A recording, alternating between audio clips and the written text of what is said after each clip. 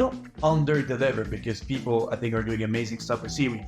But compared to what might have been promised, there might be a feeling of under-delivery, Right. meaning that the bubble bursts and then... Because there's been those big papers like building a strong EU, blue bioeconomy. I think one of the main things that the seaweed sphere is suffering from is that it's being referred as seaweed. It's such a broad term. It's like we say plants. It's like plant-based food. If you say someone plant-based food, okay, what plants? And then it was thinking about how do we remove that water and can we do stuff more like it is done in the plastics industry, and that is by compounding and extrusion. The European Commission is pushing for recycling because it's easier for them. A lot of money has been injected, billions, maybe trillions.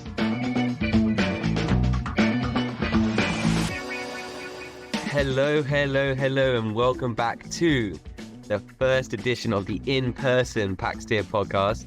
Peter, what did we get up to? We caught up with our good friend Thibaut down in London from FlexSea, the fantastic seaweed biopolymer company developing a whole suite of different biopolymer products using seaweed. We had a great time down there, caught up with the team, saw the new lab. We had a lot of topics that we covered. My personal favorite was the discussion around partnership and competition aspect of biopolymers and how there is a little bit of competition that's not always constructive and people aren't necessarily collaborating when they could be doubling down on grant applications, on product development. And he really underlined his doubts on the European seaweed cultivation scene. So I thought that was really quite interesting to hear, especially as he developed his points on that. Find out, listen in, and let's see what you think. So anyway, Thibaut, thanks for joining us today. Yes. For our first in-person.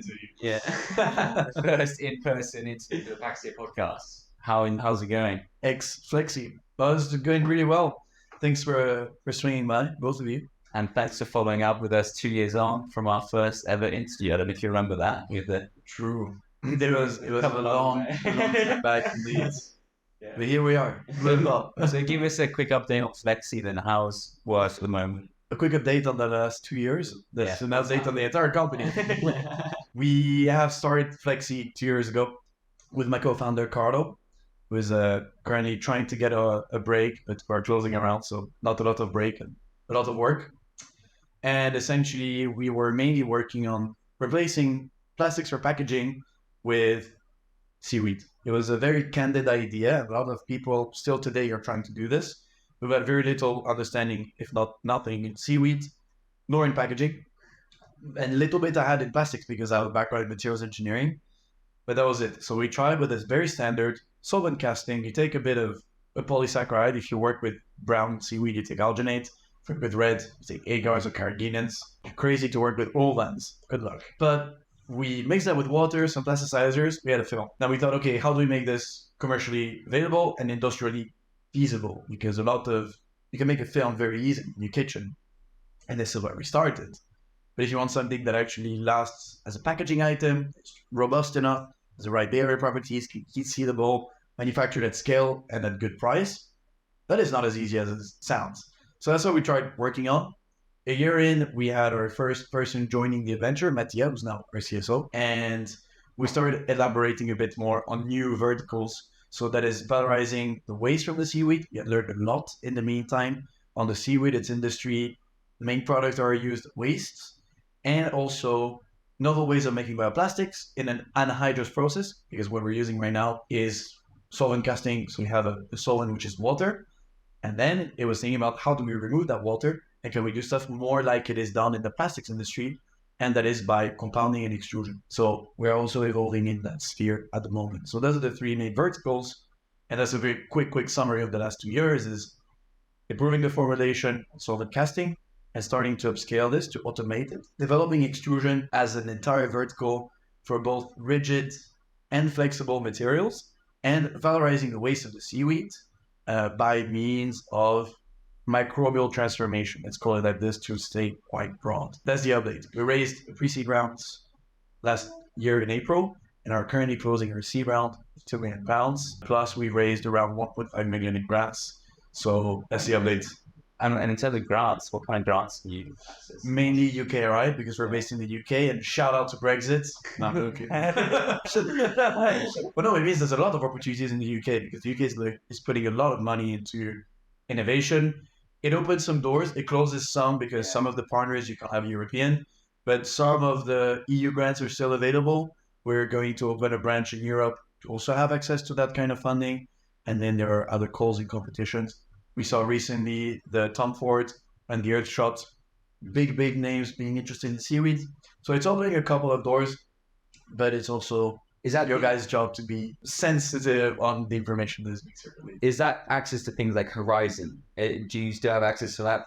Europe Horizon? Yeah, Europe Horizon. I think we are, but I think the amount of funding might be different whether you come from the UK or not. Yeah, right. I know that's the case for EIT and EIC. You can get up to certain tranches. They can. So in hindsight, was that something that you are happy with the decision incorporating in the UK as opposed to incorporating in Europe, as you guys are both? Yes, look at the latest reports on the investment ecosystem in Europe. I think the amount of funding is like this in the UK, this in Switzerland, France, Germany, and then the rest is abyssal. Even in climate tech. Even in climate tech, especially in climate tech, there's so much being done. Opening a company in the UK, 30 minutes, like 14 or 13 pounds, a pound of company. It's really anywhere else. It's like 4 weeks in Paris to get a meeting. With... Ireland is actually pretty easy as well. And they've got good links with the American industry. But overall, I think it was a good decision. And if you plan to have a second entity based anywhere else, it's completely fine as well. But it's not a feasibility issue. It's more of a time that it takes and accountability if you need to do anything else. Yeah. So tell us, you mentioned repeat one. Well, I was going to say, you mentioned like opening another branch elsewhere. What made you choose the location that you're thinking about? So the location we're thinking about is Portugal because our lead investors is going to be Portuguese. Okay. And it's one of their requirements. It's also, we're hitting two birds with one stone there because it allows us to hit that investment. It allows us to continue having the access to the Portuguese ecosystem, with which we have been very familiar since nearly day one because we were part of the BBV Accelerator. Shout out to the BBV Accelerator. The whole team is amazing and we know the Portuguese blue ecosystem very well from Blue Bio Alliance and then the Oceano Azul. They also have a big department of plastic manufacturing and just the whole industry there, especially with the PEP and the APIP. They're quite very developed. Mm-hmm. So that's something we're looking forward to work with them as well. Yeah. And it will give us access to the whole European scene as well. Yeah, I mean, it's opening the whole thing with like box of products, isn't it? We mentioned a cheaper rent. We mentioned the plastics industry a bit there. Could you give us a quick update on the current scene for bioplastics and what your thoughts are with... By currency, you mean the pricing? Sorry, not currency, the scene. So the drivers, the demand, your perspectives on it. Drivers is calling it lobbying would be bad mouthing for me, but it kind of is the truth. The biggest actor, they want to continue with petroleum. Works, it's cheap, you got volumes, they want to continue. Makes sense. Now their image is also an issue, and so they want to transition to something a bit more green. So de facto derives the whole carbon footprints and the LCAs and the bio-based contents, etc. The fact is, in Europe, the European Commission is pushing for recycling because it's easier for them. A lot of money has been injected, billions, maybe trillions, and not a lot of space is being allowed for bioplastics. And I feel like if at least one of the trillions that was put in recycling was invested in bioplastics, we might see something happening. But the legislation is lacking one key thing, is the nomenclature is not on point and the taxonomy is not on point. People don't know what a plastic is. People don't know what a bioplastic is. Is it bio-based or is it biodegradable? What is biodegradable? Is it combustible, industrially or at home? In what conditions? In what time frames? Those are all questions that remain unanswered. So is that more important for the consumer or the regulator? For everyone, the consumer will apply if you have to throw a plastic in the recycling bin is here because the municipality put a recycling bin here. Because it's part of a regulation, there is a certain way and certain items you can recycle and some that you don't. So the regulation will set the directive, is literally the single-use plastic directive. It's a directive, it shows the direction. But whoever writes this might or might not be influenced by the industry because European Commission folks are not plastic experts. They have advisors. But those advisors are picked within the industry. So the biggest guys in the industry will advise them, meaning that change has always been hindered by this. So this is why, even though there's competition in the bioplastic sphere, it's a huge, seaweed is abysmal in there. You got to talk about the whole PLA scene, the bio-based polyethylenes, the PBAS, PBS, PHAs, and the starch. There's a lot. Yeah.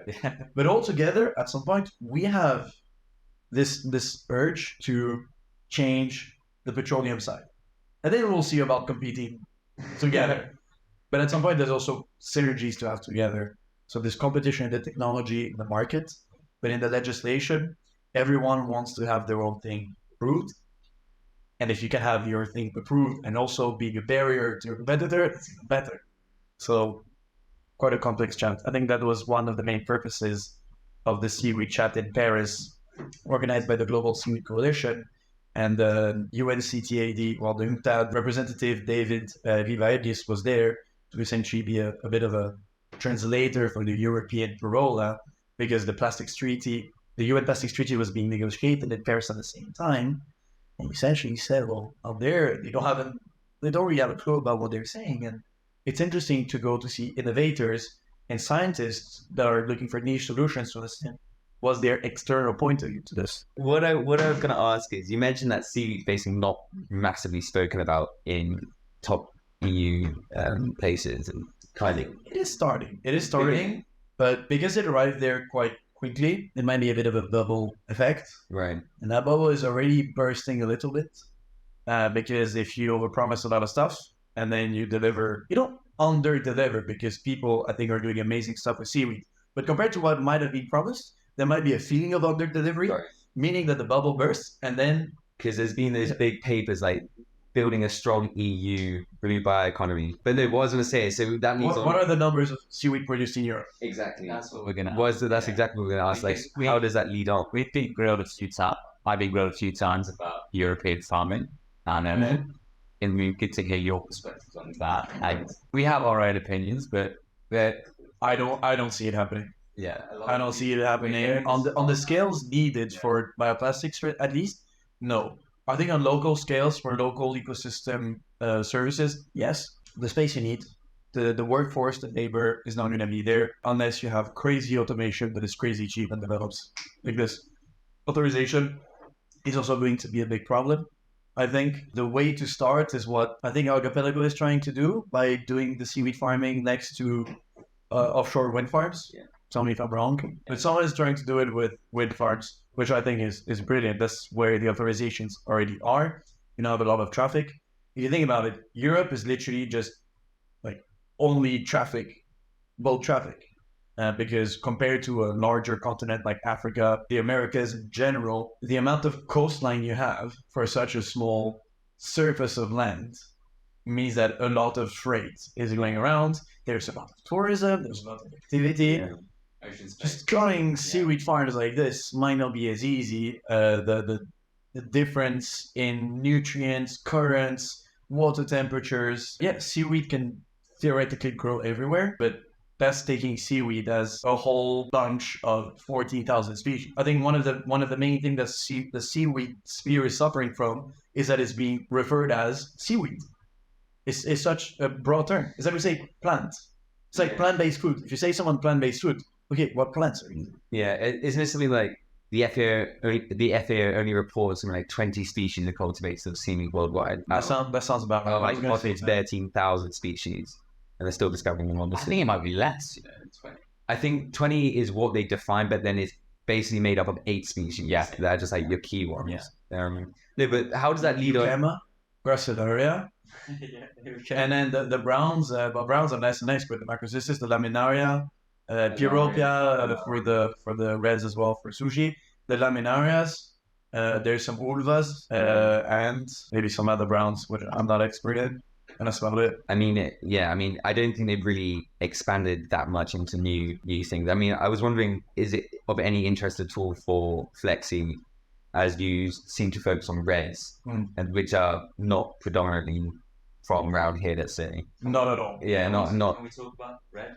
Yeah, absolutely. Because it's on their website. Like, we make it with red seaweed. Yeah, we're very comfortable talking about reds. Pros and cons about reds versus browns, mainly because greens, Michel and Bevons are not really here. For bioplastics, Aeronova is doing a tremendous job pushing that.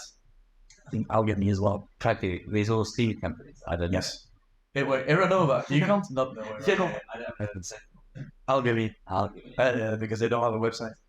But they were here at the Rethink Materials in London, and they also do extrusion. Quite an interesting looking material, but I think they use ulvans and then rounds. I don't know if there's enough starch in it, because ulvan is pretty sure a lot of starch, which is what Aeronova uses, the starch from there, to then make petroleum and natural seaweed compounds to essentially increase the amount of bio-based compound in Europe, because they know Philippe is a very smart guy who knows the European legislation in the back of his hands, and he was also in Paris with me, and he understands that in Europe, things are pushing towards recyclability. So if you can make a compound where you have a bit of seaweed, you lower the carbon footprint, and you have something that is recyclable, it's better for that market.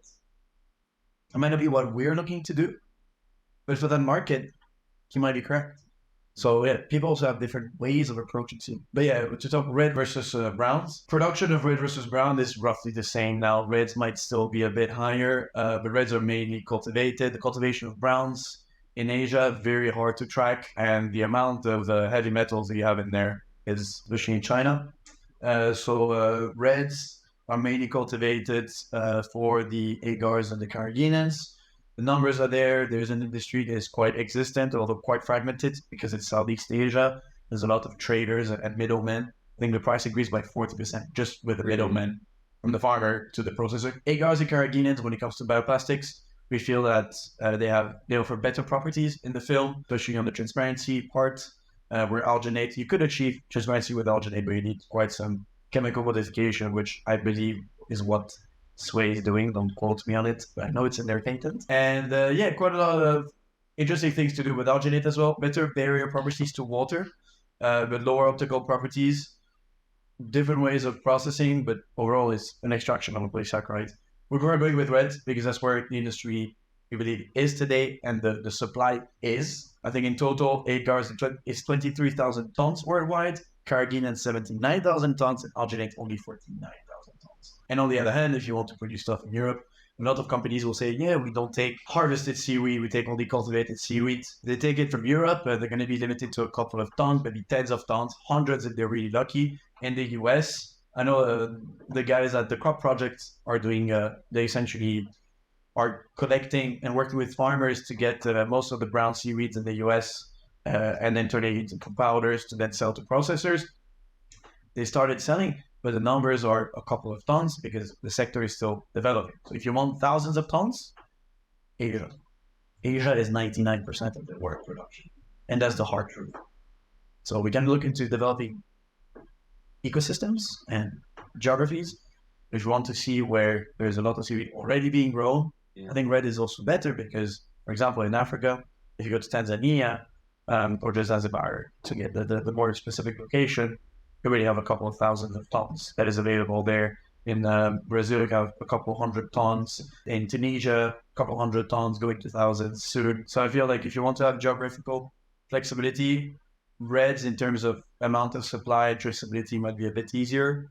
Browns, and there's maybe a bit more people looking into browns, especially in Europe and in the US, because colder waters and the knowledge we have in Europe is more located on brown species than reds. And there's an amazing episode of the Inside Seaweed podcast by Thibaut. But essentially, she says that in Europe, we should stop trying to reinvent the wheel and ask in Asia what they know what to do, how to do, and they would do it a lot better.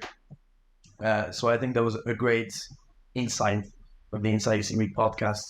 And we should definitely all strive to learn from what exists. Yeah. Otherwise, we'd be spending money and stuff that would take 5 to 10 years to develop, only to find out what has been empirically proved for decades. One of the questions, though, is around the supply chain. When obviously CDF scoreboard, from Syntep. So with obviously you probably get this question a lot. These guys in Europe probably back themselves in the regard of we are using a short supply chain where we're not shipping it thousands of miles. And what's the kind of response that you'd give to that? Obviously, with supply chains being more established in Asia, but if you're putting sustainability and circularity of the product first, is like, where does that sit in the argument? If they could sell it, sure. And it's, How many seaweed companies in Europe have shut down or gone bankrupt in the last 2 months? I know at least three. Yeah. Saying from the Inside Seaweed podcast, the Gobby brothers as well. They have an amazing podcast as well. Where episode number 8 brothers. Well, there's two the Gobbies for sure, but only Fed is doing the podcast. I think I'm the other. Just there.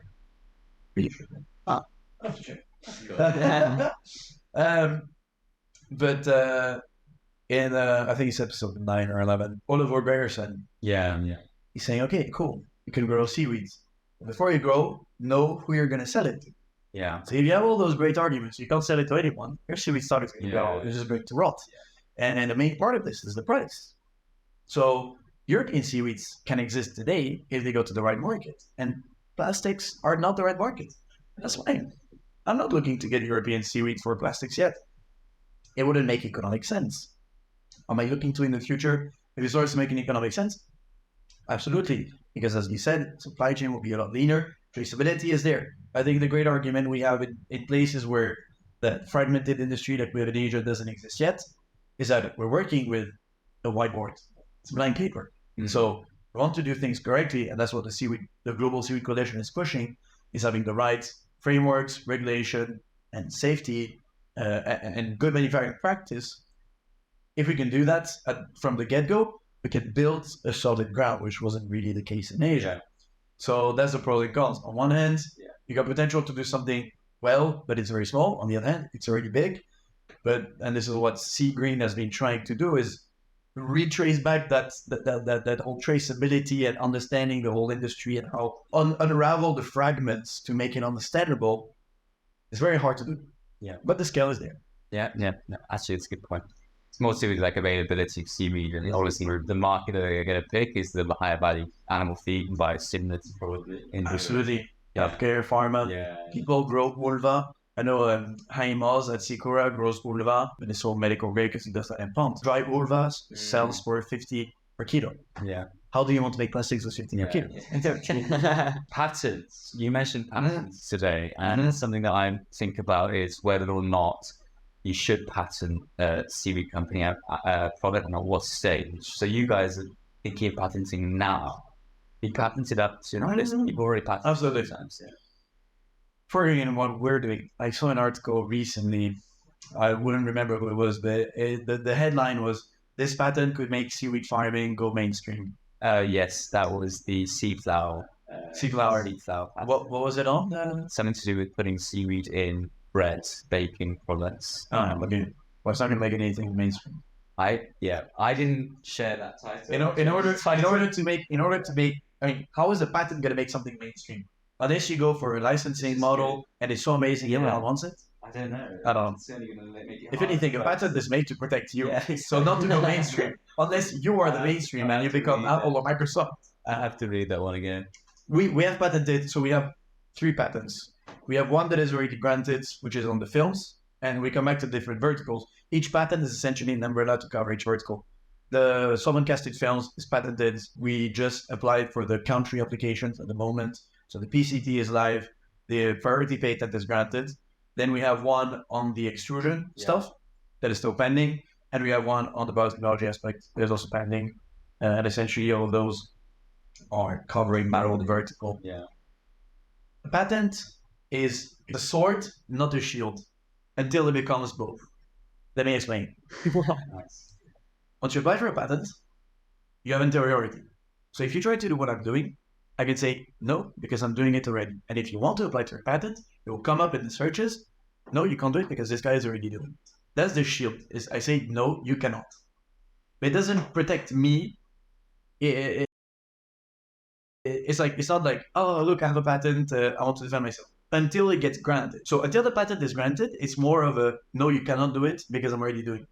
Once I had it granted, if you try to do, then it becomes a bit more of a mess if you really try to do what I'm doing because it's granted, because it's most likely going to be used in the licensing or so it's on the market. So you have something to back it off and you're legally covered.